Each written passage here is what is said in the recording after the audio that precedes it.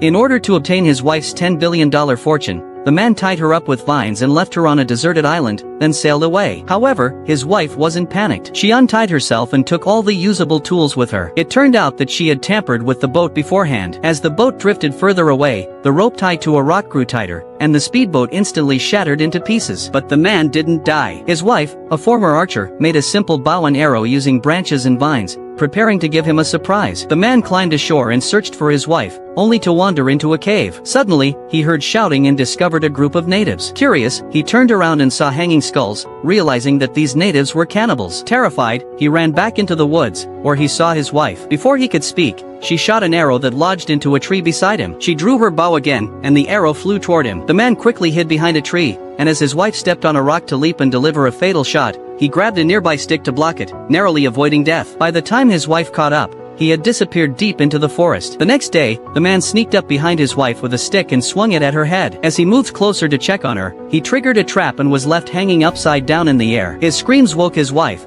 but just then, footsteps approached. She threw the stick aside and ran. When the man looked up, he saw the cannibals charging at him. In a panic, he flailed his arms and legs, swinging onto a vine and narrowly escaping danger. Meanwhile, his wife was being chased by the cannibals, eventually stumbling into their lair. Just as she was about to be surrounded, a large hand reached out from a cave and pulled her inside. She discovered it was her husband. Their conflict ended there, and they decided to escape together. However, before they could get far, they were hit by the cannibals' tranquilizer darts. The chief, however, didn't plan to eat them. The wife was tied to a stake, ready to be burned as an offering to the fire god, while the husband was thrown into a canoe to be sacrificed to the water god. Soon, the canoe drifted toward a waterfall. The man used all his strength to cling to a rock and managed to escape. Disguising himself as a cannibal, he sneaked into their group and, seizing the moment, rushed forward to knock the chief down. He kicked away the fire surrounding the stake, grabbed his wife, and ran. The two jumped off a cliff into the water below. The man pulled his wife onto the beach, found a canoe, and successfully escaped the deserted island.